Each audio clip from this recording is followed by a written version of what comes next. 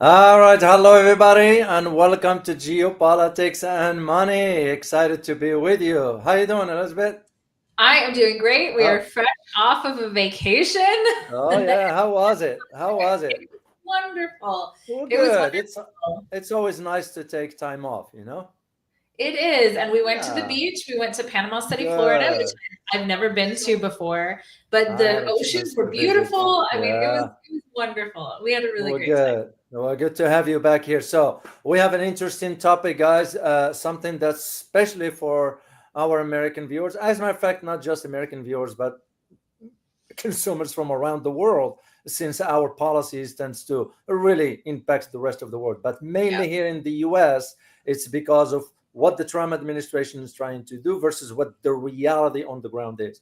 But the key to all this is tied to what the US just sort of cut a deal with Europe.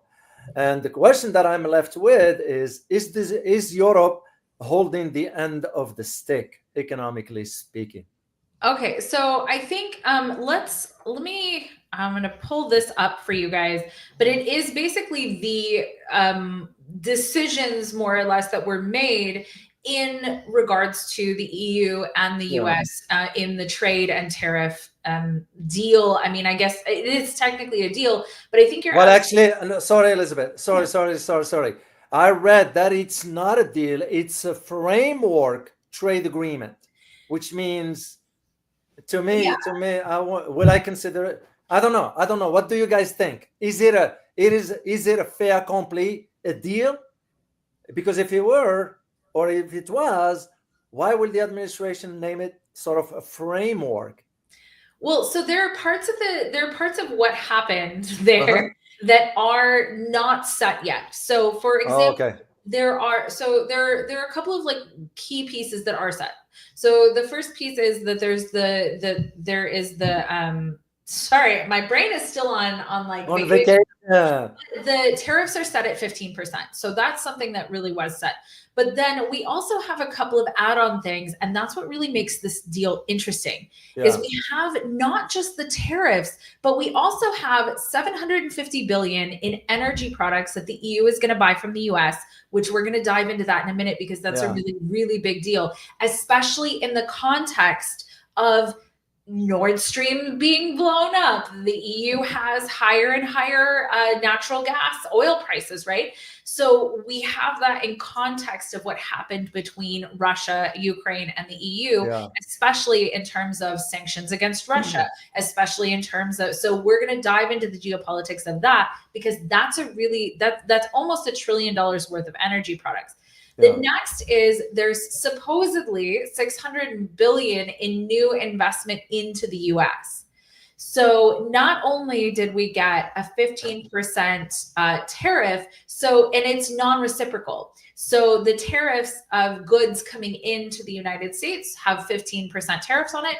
The Yeah. goods from the US going into the EU have zero. So Wow. that's a bit lopsided on its own. Yeah. Pharmaceuticals are not included. So pharmaceuticals are the number one actually export from Europe into the United States. Um, Yeah. and and we know big pharma has a little bit of pull. Of So course, especially with Ursula von der Leyen. well, not just Ursula von der Leyen. If you look at Donald Trump during the COVID years, I mean, he was pushing it hard. I'm Of not going to course. say the thing that he was pushing, but the thing that was very controversial, he was pushing it hard. And I Yeah. remember during one of his speeches, he actually said, oh no, David just went away. Oh, no, Yeah. I'm here. I'm here. Okay. He actually said, just go out and get the thing. And he was like booed, and he was like, Yeah. "Oh, boo me." So it's not Yeah. just Ursula von der Leyen that is Well, favorable yeah. to big pharma. Yeah, but for Ursula von der Leyen is the deal that she cut with pharmaceuticals. Remember during the COVID era, I she got a sure deal. do. That's what I meant by that. I know, no, you are absolutely correct regarding what Trump is doing, especially now when it comes down to imported cars. There are certain Yep. pharmaceutical products, apparel, and some other items that's coming out of Europe. This is going to be now a little bit more expensive here in the United States. So Mhm. that just this 15% is going to be adding up. So, as a matter of fact, the some financial analysts, even some economists, so they're saying this is a win for Donald Trump. I don't see how is that going to be a win for Donald Trump when the American citizens will be paying higher prices for items. It won't matter whether from Europe or not. Yes. Okay. So that's the next section of that. I want to just add, because it's important, steel and aluminum are still at 50%. Yeah. And there is basically the EU got nothing except to not raise tariffs to 30%. What That was tells kind you, of the only thing that they got. yeah, that's why I thought of the term. Are they holding the end of the stick, economically speaking? And the answer is yes, in my opinion. Is because also this reflects another reality that we all know about. We talked about it on the show so many times, is that Europeans have no power, no political will, no determination to stand on their feet. They just can't. Period. Well, and honestly, this is a little bit shocking, right? More or less, Yeah. the U.S. got everything that it wanted, got over $1 trillion in investment, and Of the their EU money. of their money, and very little to nothing in return. And so that's I don't believe that the world is a zero-sum game. I don't Yeah. believe that one side has to lose for the other side to win. To And win. I know that that is sort of the way that people, have been programmed, is like, oh, you have to lose and I have to win, right? Yeah. But the problem with that is, eye for an eye leaves the whole world blind. And so their retaliations end up happening regardless of whether you want them to or not. If you look at the countries that have been sanctioned, for example, we have Russia, we have Iran, they and other countries that have been sanctioned, they went and found a way around the United States. So it's not without consequence to have a win-lose scenario.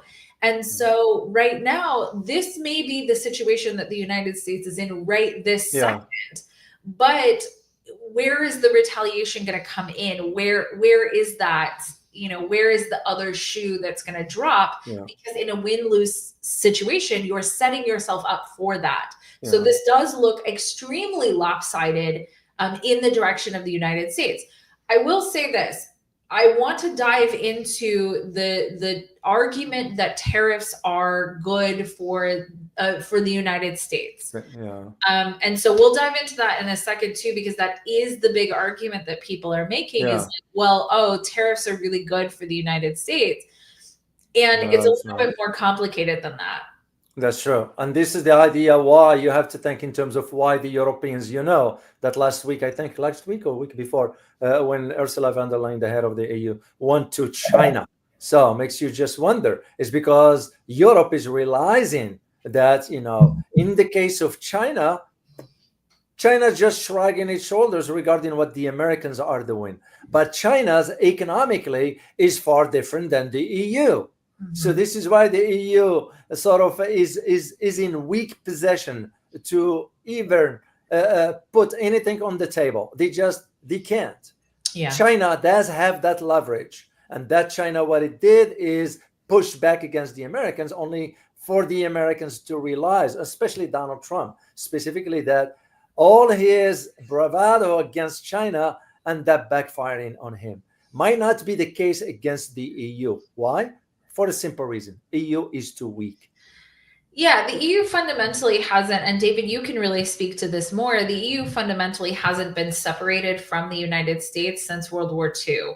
And correct. So it's been so heavily integrated with the United States. We're looking at NATO. We're looking at, the fact that, basically militarily, the United States has defended.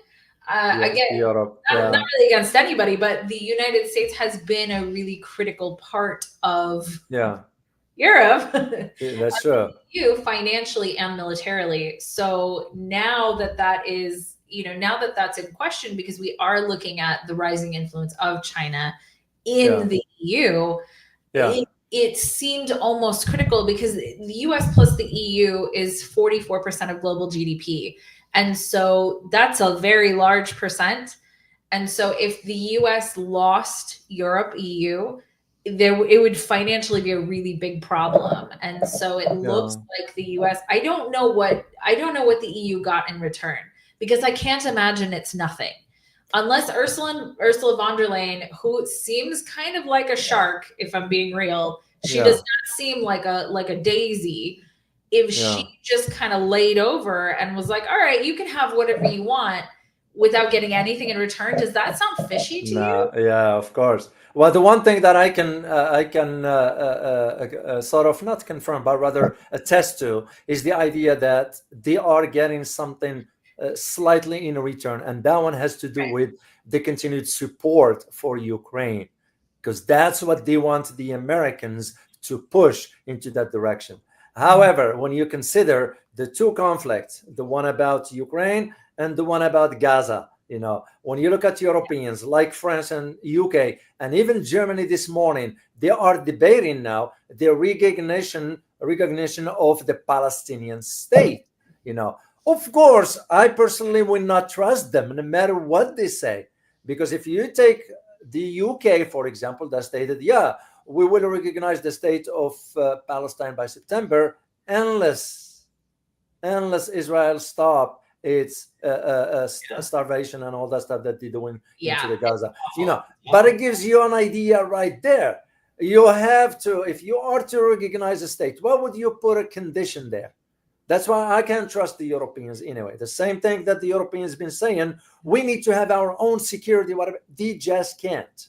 They just can't. And now they're going to even dig themselves in a deeper hole, given what's going on regarding what the US wants to do for sort of providing certain long-range types of weapons that if Ukraine gets its hands on, it's going to attack Moscow, and we all know what it's going to be, what it means. But for the economic aspect of it, just so we can stay with the economic aspect, one thing is sure, and I had a chance to read, and I'll guys share the link with you in the chat box in a minute here.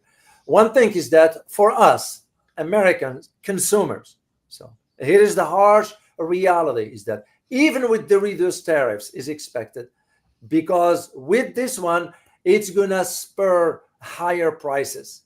And this was the result of research was conducted by the Yale Budget Lab, which estimates, according to them, that Donald Trump's tariffs, including the new rate on the EU imports, will raise prices by about 1.8% in the short run. And this basically, you know what it translates to, Elizabeth?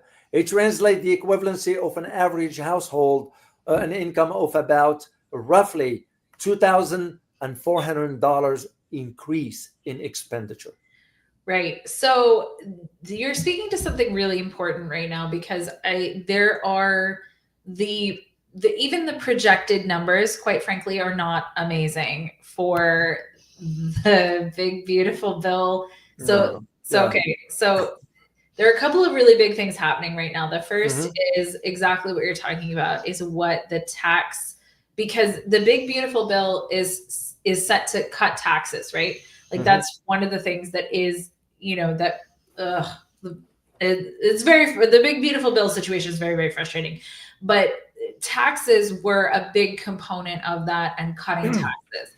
The problem is that you can cut taxes in that way, but then also you're increasing taxes through tariffs, because it's just a flat out fact that it's not the Europeans or the Chinese or whoever, every other country, the Japanese, they're not going to be the ones that are taking on the bulk of all of the tariffs. They can take on some, but when you look at manufacturing, fundamentally, many manufacturers are very close to operating at margin anyway. And so they cannot take a 15%. They just can't physically eat it.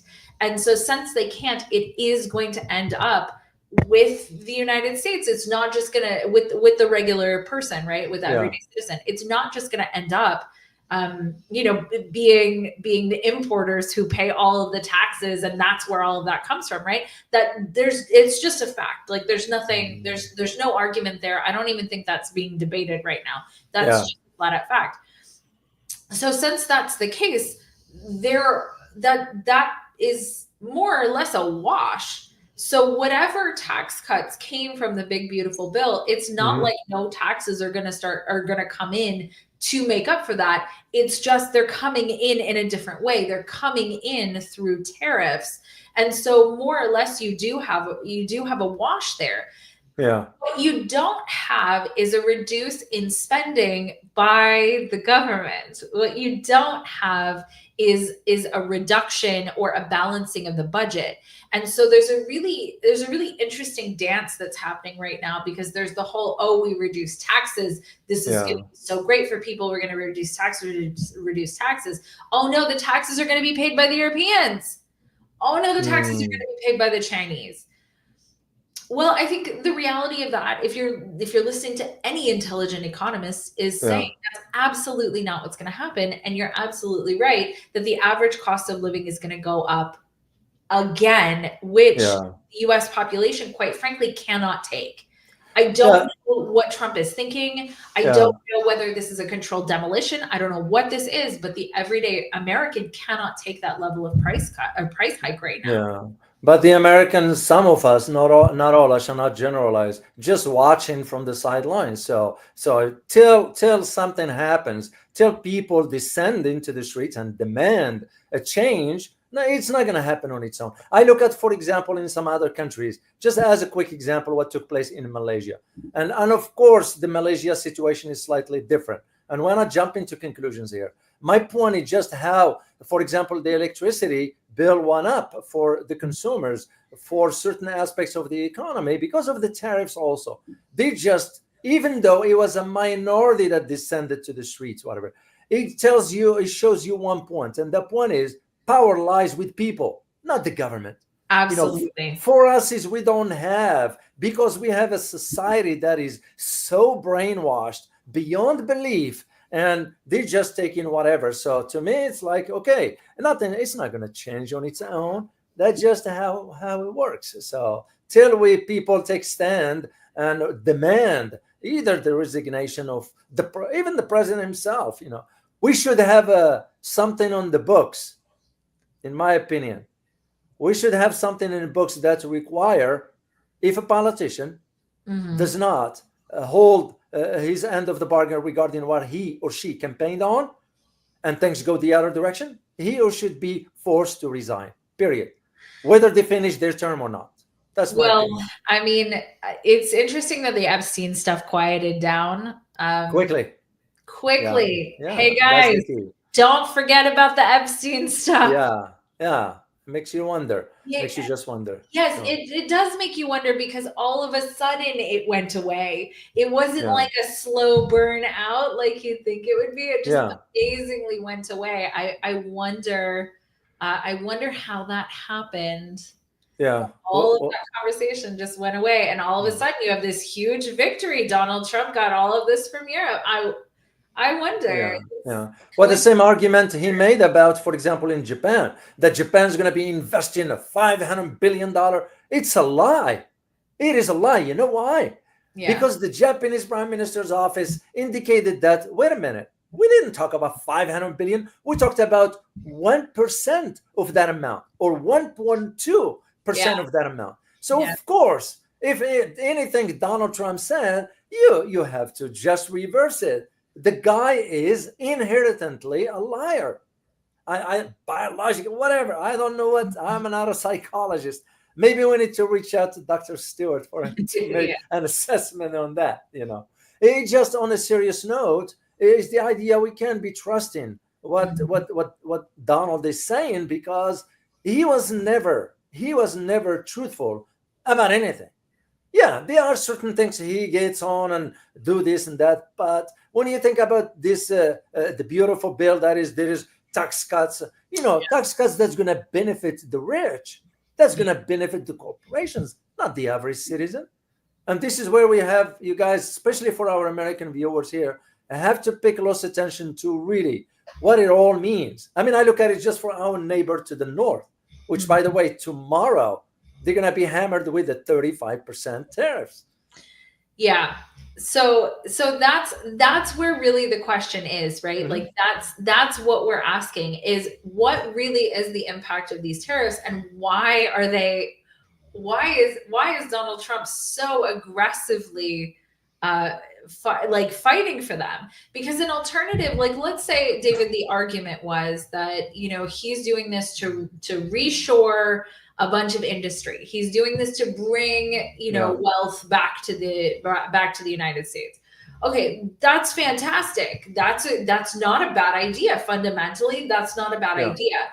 But what ways could that have been done without sort of making more or less wild uncertainty in the global economy? Because that's what's happened. Is and speaking actually to one of your points, David, I think that's part of what the strategy is here. People don't know what to react to. They don't know whether to be mad about Epstein. They don't know whether to be mad about the tariffs. The tariffs are changing every 2 seconds. You have volatility all over the place. There's a psychological thing that happens in human beings when you overload their brain with too much, and it basically goes numb and puts you in a hypnotic state. And you can't, like, have you guys ever been like sensory overloaded, where there's like, maybe loud music, or there's cars honking, there's a bunch of chaos everywhere, and you end up kind of in a like freeze state. And so what we're seeing right now is you have a lot of very intelligent people sort of screaming the like, hey, this is not a good idea. This is not a good idea. But then people don't have a chance to really think their way through what's happening. They don't have a chance to get a logical sense, get their bearings before they can make a logical decision about what's happening and about what they want to do about it. Before they form an opinion about it, it changes. And so more or less, the American people are being bombarded from all these different directions. And in a sense, I mean, this is just what happens in your brain, is you just kind of, you get sensory overloaded and you freeze. And so I'm not saying it's on purpose. I'm just saying that it is useful. Should you want to be in power and stay in power, it's useful to have a population that is focused on a million different things and not being able to control any of them.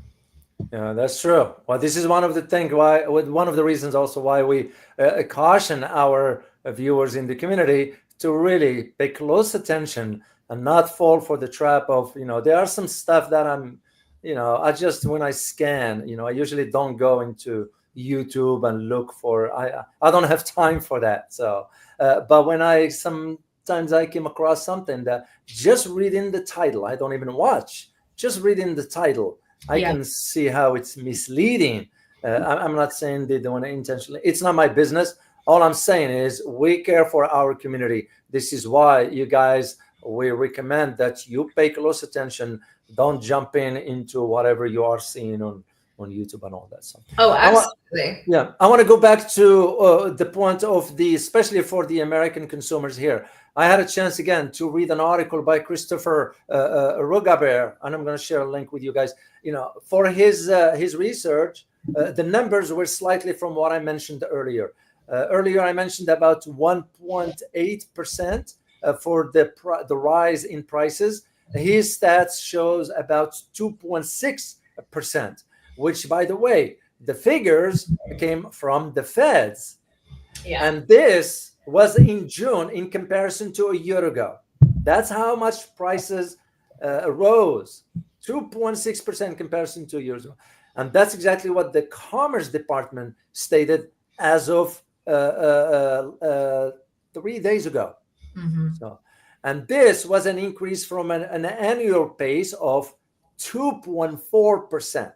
So my point in all this, and especially when you exclude the food and energy categories. So my point, because these figures, as I mentioned, some of them are above we're above the Federal Reserve's benchmark of 2%. So my point in all this is that now you consider as to this uptick in prices explains why the central bank under Jerome Powell is reluctant to cut interest rates against what Donald Trump wants. This is why you see in this massive fight between Donald Trump and Jerome Powell, because Donald Trump wants to sort of fire Jerome Powell, which he can't anyway, but makes us just wonder, is this part of a bigger plan? And you and I, we had this conversation offline that maybe they're just waiting for till Jerome Powell leaves the office, then the Treasury Secretary will be appointed. Right. And move along with that. Okay, so let's dive into that, because that's not a theory. That's definitely what the plan is. Before we do that, we want to say thank you to Army with Harmony for the super sticker. And you wrote, does starting salary and signing bonuses to become an ICE agent suggest MMT is real? We have the resources. Wow. That is a good one. That is a good one. I don't know. I do not know enough about MMT, the modern monetary theory. This is one for Dr. Yan Lian. She's the one that is very, very acquainted with this particular topic. That's Dr. Yan Lian here. She and I differ on some opinions. Yeah. But so the United States is acting like MMT is what's real. So I don't particularly. That one we should answer to in a second. Yeah. Modern monetary theory is basically what the U.S. is doing. I don't personally agree with it. There are some things that absolutely make sense in it, but fundamentally, I don't agree. But I will say this. This is my conspiracy theory, guys. Okay, I'm just putting this out there as my conspiracy theory. There are 150 countries that are looking at central bank digital currencies. We have a show coming out about CBDCs.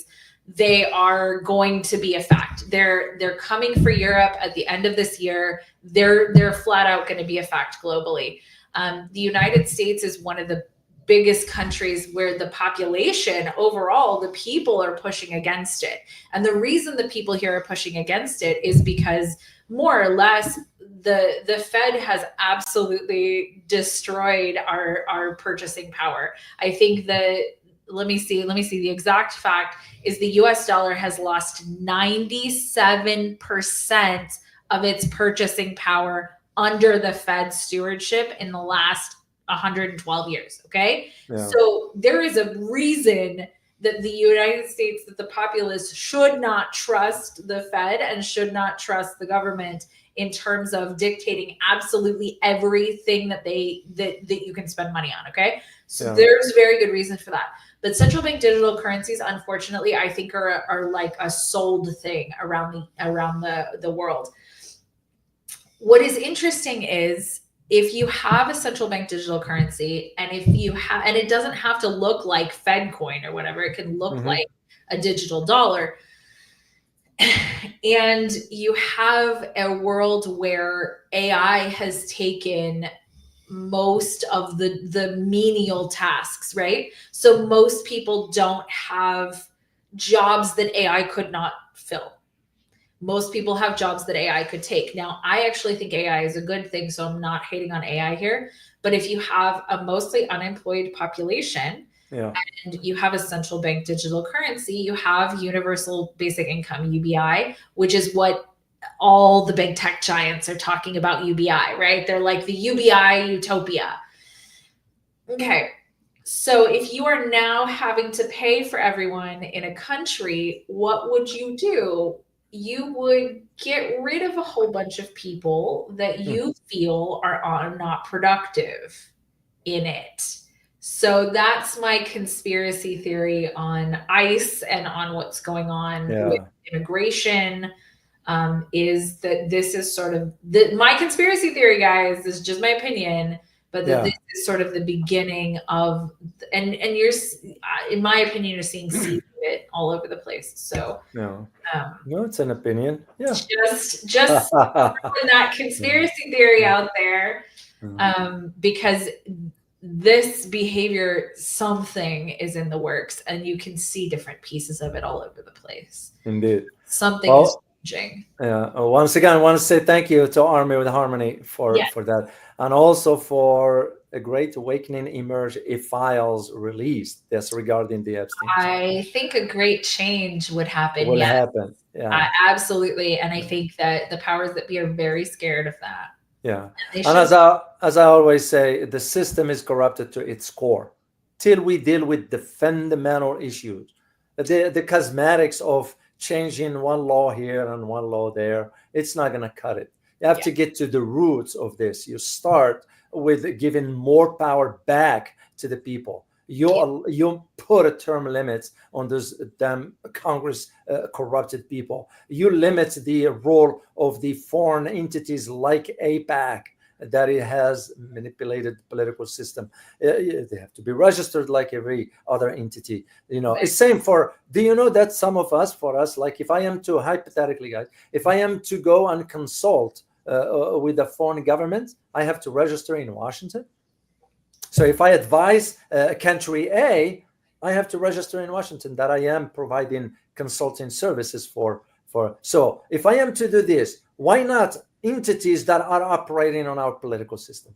So until we fix that, you fix the tax system, you fix the education, healthcare. You all know we've talked about this so many times. Till that's fixed, then we'll see how the new America may look like. But on the other hand, is that the world is changing, and we're just having a hard time accepting the reality that we are not willing to go with it.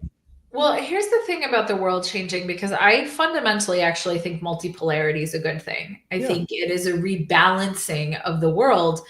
Whenever there is a major power, I mean, it's not just the United States that when it got into power did all kinds Yeah. of really awful stuff. It's not just the United States.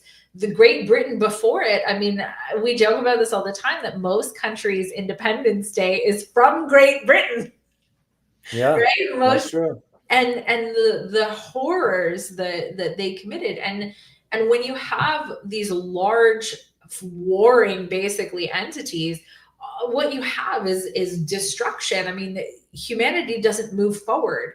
And so I do think that a fundamental rebalancing and cooperation is not a bad thing. I don't think a one world government is a good thing. I think No. that is a No. very bad thing. But you have different governments basically saying what's good for their own country and taking care of the people that they are responsible for taking care of. Yeah. But here in the US, David, like, are you seeing any will to fix any of our systems? No, not at I'm all. not seeing Not at all. anything. Not at all. I There, mean, I remember my days in DC, and Mhm. and it was in a position of, at least when you have conversations in a boardroom and with the bosses and analysts and so forth, and you voice your concern and you realize, oh yeah, we can consider this, but deep down they were they weren't willing to accept those facts. That's where I remember having an exchange with some high-ranking individual, and when he asked the question, I answered, and he didn't like the answer, Yeah. and I was like, "Well, tough shit. You didn't like it. I don't work for you." Yeah. So, well, I didn't mean it that way, Mr. O. And I said, well, whatever, sir. You didn't like the fact that my answer didn't set well with what you are expecting. Mhm. I don't answer to you, first of all. And second, it is my responsibility towards the American people, not even the president of the United States. I give a damn about that. Oh, wait, they said, well, you're going to take a picture with the president. Oh, I'm not interested. I Yeah. have no desire whatsoever because I know how corrupted they are.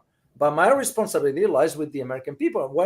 Which means when you ask me the question, I'm going to give you the answer based on what I know, first of all. And second, how is this going to serve the American people? I was in a position to be doing that. They are not. So who's going to be speaking for them? And well, I didn't mean it that way. I said, well, whatever, sir. So Next time, maybe don't ask me if you are not willing to hear the truth. Yeah, Never yeah, did. Never did. you're asking. And never did, because didn't expect I will, even though with the respect, of course, because he was a military guy and you kind of show the respect, whatever. But I ain't gonna intimidate me with your rank. That doesn't cut it. Yeah. Simple as that. And that's what I'm saying. The system has to be fixed first. Then you have to educate the masses. Some of us Americans are so brainwashed, allowing themselves to be that way. Yeah. This is the problem. They allow themselves to be that way. Why? Because they are not willing to take extra time, extra energy to learn about things, because it requires reading. Reading requires your mental capacity. The mental capacity to some of us doesn't exist because we wanted to have everything prepackaged to us. That is part of where I see the big problem, and I see it in the education system. So, David, have you ever seen the movie WALL-E? no, It's I don't not watch your too kind of much. movie, okay? It's not your kind of movie. It's a cartoon. It's Yeah, it's no, I think it's like Disney Pixar or something like that. yeah, And Disney is not, look into the background of Disney. It's not great. But in this movie there, it's like a post-apocalyptic world, right? uh-huh. And people are basically round, large balls floating around on their little hover chairs with their screens in front of them. Uh-huh. And I think if you guys have seen it, you'd probably agree that more or less that's what the American population. It's not just Americans. It's starting all over the world, right?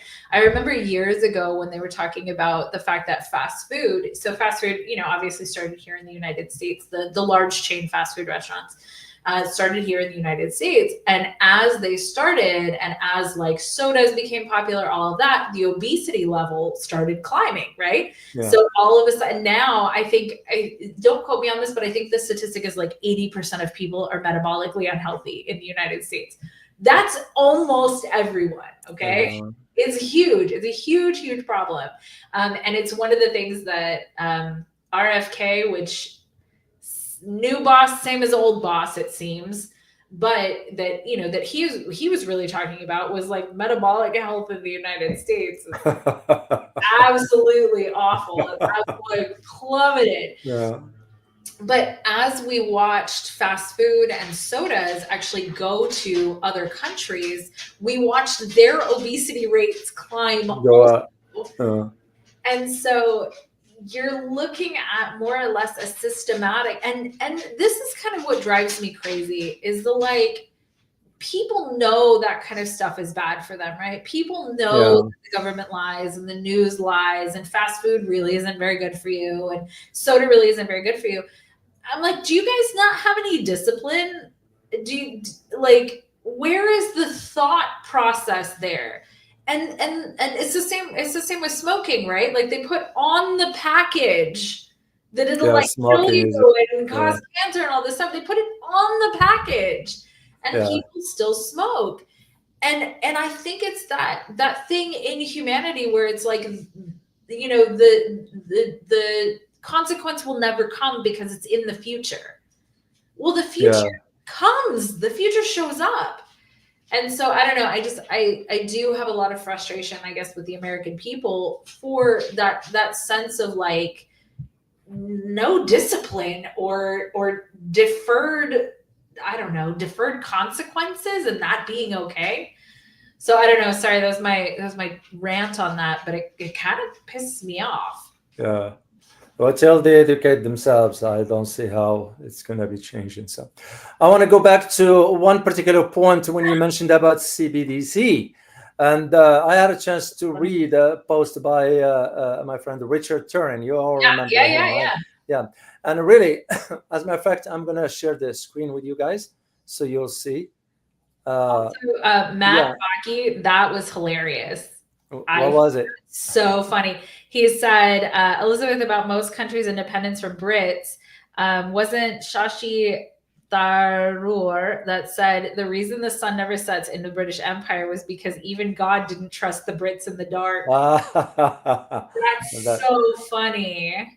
That is a good one. That's so funny. So, Sorry, guys. I just looked over and saw that, and I was like, "That's hilarious." oh, I'm sorry. Let me. Where is the? Yeah, right there. Let me share the screen here. Okay. Here's the post, which I found very very interesting. I read the Rick post. So, and Yeah. here's what he wrote, and I quote: "Trust in the dollar and the institutions surrounding it is eroding, and Trump's reliance on stable coins to strengthen the role of the dollar will prove misguided." So, I'm gonna put the link for you guys to read the full post. So, but I just want to highlight a point here in conjunction with what Elizabeth mentioned about the stable coin is the idea that some countries moving into that direction. I just read this morning that Morocco, for example, Morocco is going now with the idea of considering the stable coin or the digital aspects of it in a sense of uh, they wanted to go along with what's going on regarding the Bitcoin Yes. and all the digital. So even their central bank now is studying sort of the issuance of the central digital currency, which to me raise a flag, a Yeah. red flag. And Absolutely. that red flag is given the Moroccan system because they are arguing, they meaning the central bank arguing in Morocco that, oh, we're going to follow. Here is, let me read this to you guys word for word, guys.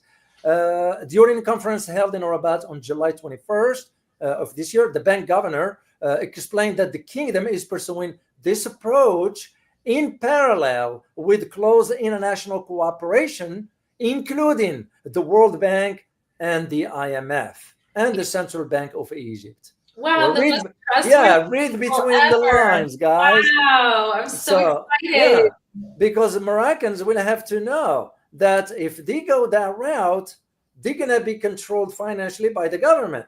Yeah.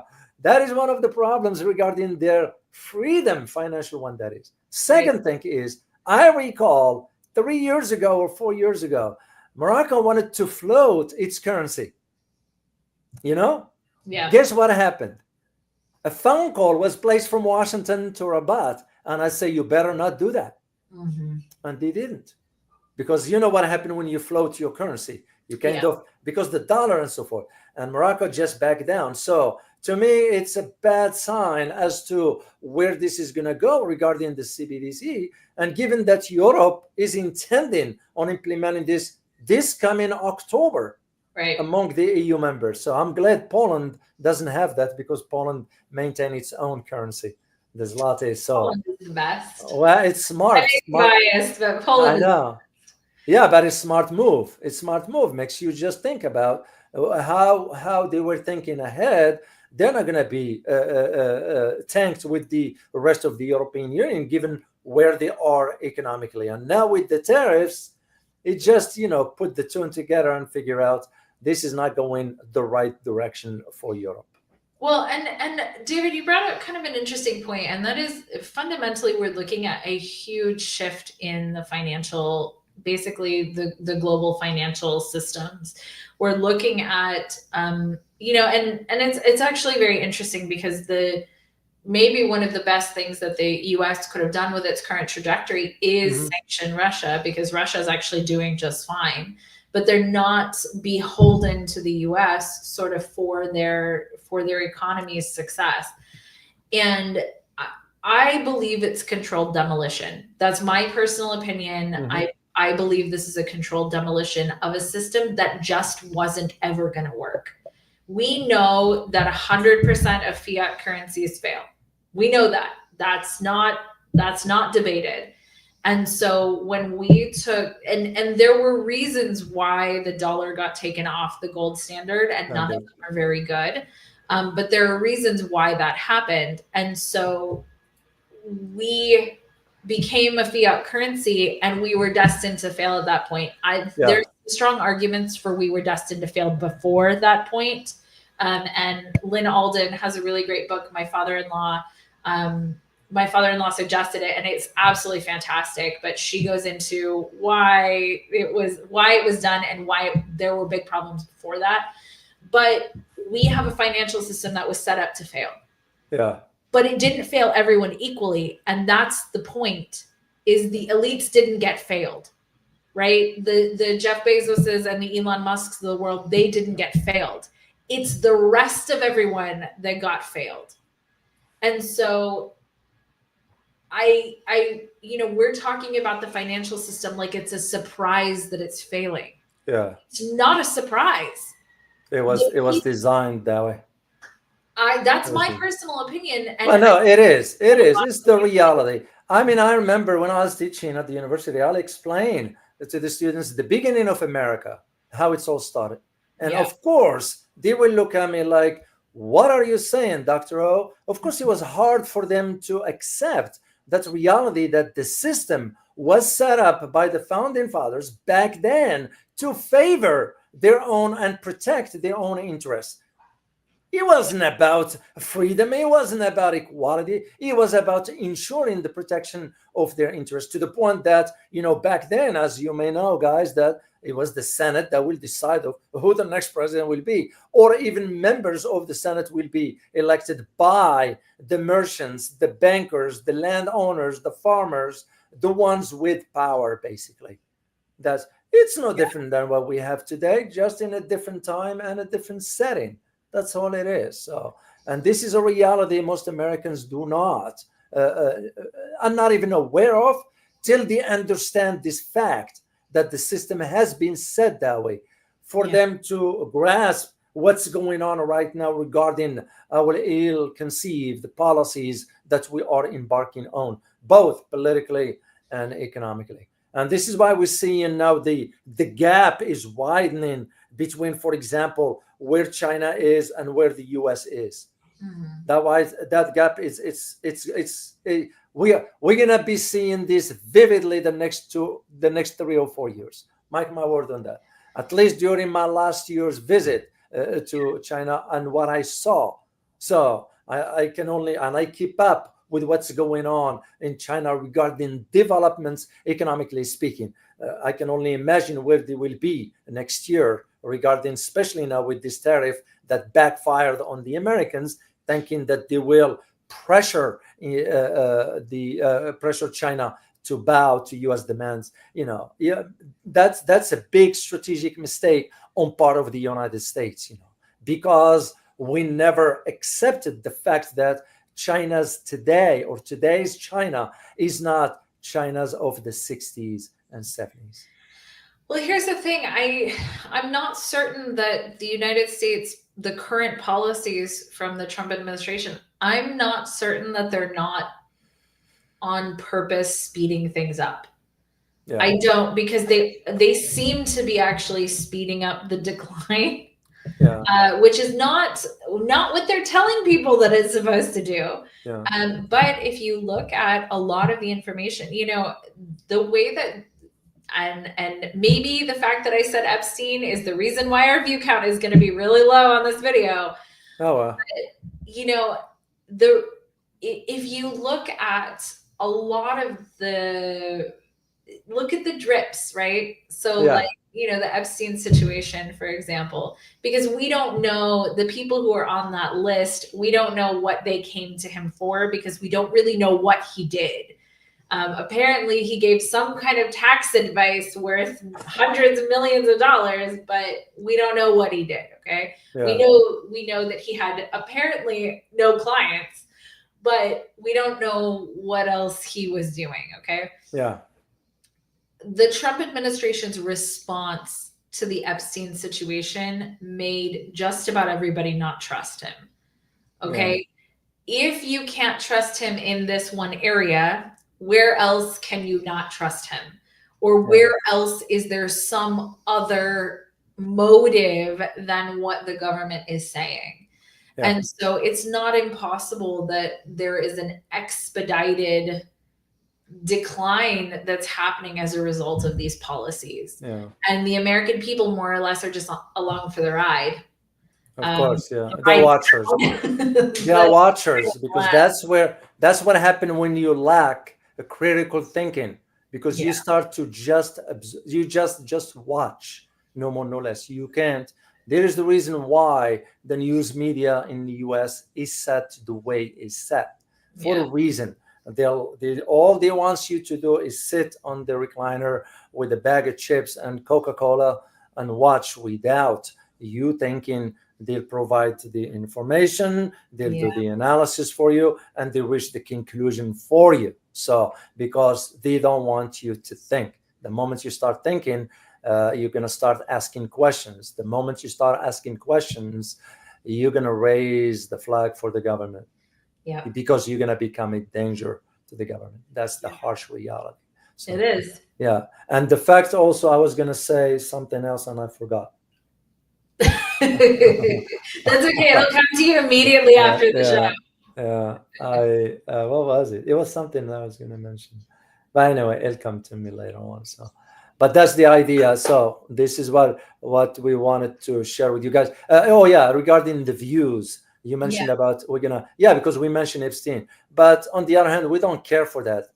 We don't care. We don't care because we want our community to, whatever we share is of use to them. So to others who are maybe just visiting the channel, feel free. You want to watch, you watch. You don't, it's your prerogative. So that's like the video I did yesterday about Canada. Yeah. You know, Canada being involved in the genocide in Israel. Because they send in weapons. And I know the video has about like 4,000 views. I care less for that stuff anyway. But also, I am aware of how CBS and YouTube already planned on not promoting those kind of videos about Canada being involved in weapons.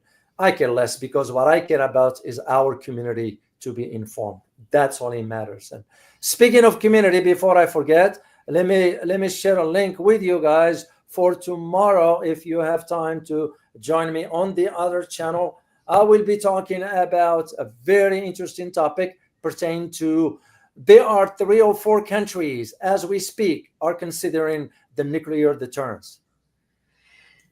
Well, there's good reason. So I will be addressing this topic tomorrow. And next week, I'm going to have an individual who was involved in the security apparatus in the United States on a larger scale, and so, who is a physicist and deals with the nuclear stuff and missiles. So I'm going to be having him on the channel. So anyway, go ahead. Can I ask the community a question? Sure, of course. This is a very real talk thing for me. The amount of negativity I know you know. Well, it's because but because I know the amount of energy you put into this, because this is not we don't do shows here for entertainment here. I'm not into that. It's not us. So I know where you're coming from, Elizabeth. Yes.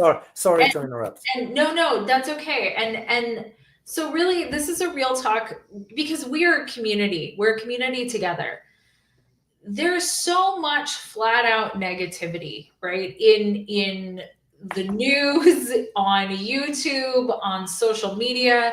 There's a world is ending every 2 seconds, right? And granted, the fact is the United States is in a decline. The global economy is in massive upheaval. That's the fact. That's real. But there are always ways to succeed, and there's always ways to thrive, even in very tough situations. Mm-hmm. And I want to bring you guys more ways to thrive and ways to succeed, and not just the bad stuff. And so I kind of want your opinion. Please put it in the comments if you're watching this later, or even if you're watching this now, because the chat's about to go away. So put this in the comments, but I would like to bring you guys more resources. We have access to people who might be able to help you learn, and us learn more about how you might succeed and thrive as the world is really, really changing in some very uncertain ways. So is that something you guys would be interested in? It's less flashy, it's less negative, it's less, draining, but and on YouTube, we have to put our sensational titles, and we have to put things as sensational as possible, or people won't click on it. That's just a fact of this. So and everybody does it because people are drawn towards the negative. But I don't just want to bring you guys the bad stuff. I want to bring you how to succeed and thrive too. And we can do that. But I want that. I want to know you guys want that. And I want to know more about if you really wanted to thrive in the world the way that it is right now, as challenging as it is. We'll still bring you obviously all of the stuff that's happening because it's important to talk about. But I wanted to bring that to you guys because it's something I've really been thinking a lot about. Because if you only focus on what you don't want, you get more of what you don't want. But we want the world to be a better place. We want peace. We want to level the playing field between us and the elites that are absolutely robbing the rest of us of quality of life. I don't want that gap to get wider. I want us to close that gap. It's a like soul purpose for me. God, I'm about to cry, but I want us to close that gap. We will. So thank you for that. Sorry, guys. It's but okay. it hurts my soul to watch so many people suffer. Well, things have changed in a negative direction for the country, and also because of our failed policies, because of what we have been doing around the world.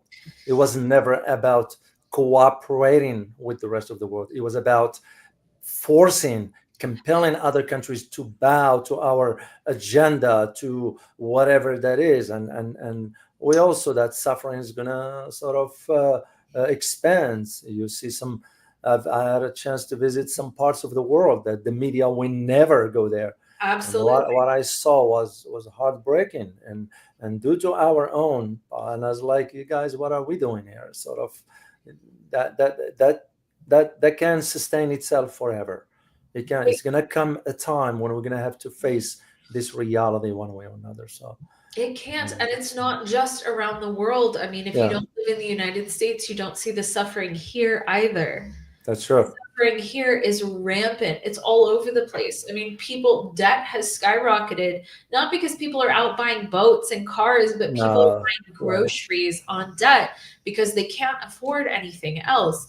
And as we're watching this, I mean, so one thing that we didn't talk about, but that I would like to talk about maybe in a future show now, but is the possibility of, as Scott Bessent becomes the next Fed chair, because that's what the Trump administration is talking about, is just waiting out Jerome Powell.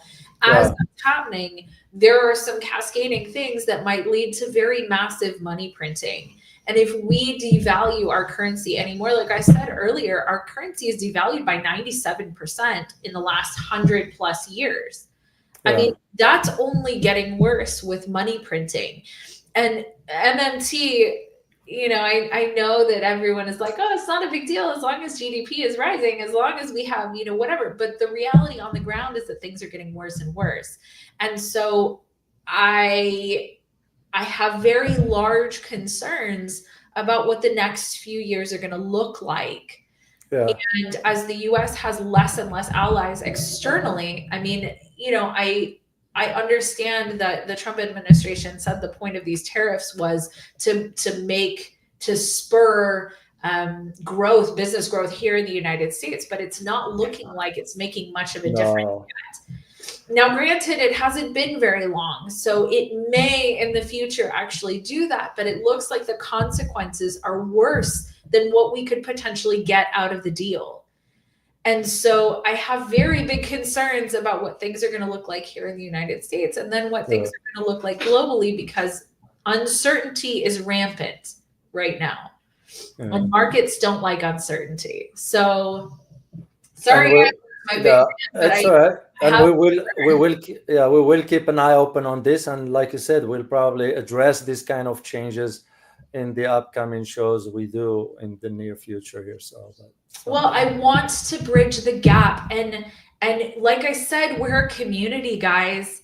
And if you guys have things that you want to learn about, things you want to know about how to become the people that change the world, because that could be you. That is you. I mean, we have the smartest audience I believe on YouTube. Yeah. It's you guys.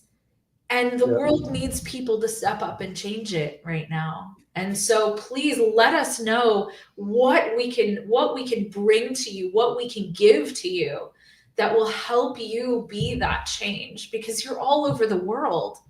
And that's what we need. We need people from all over the world to bring that change together. So that is All right. Yeah. before I try again, that is my heartfelt request is please in the comments Okay. what we can bring to you to help. All right, guys. Well, I hope you all enjoyed this. We are at the top of the hour. So just a reminder, remember to join me tomorrow for my conversation about the countries that are really considering the nuclear trajectory or nuclear path or nuclear deterrence. I'm going to disclose to you who these countries are, and we'll just go from there. All right. You guys take care, and we look forward to seeing you next time.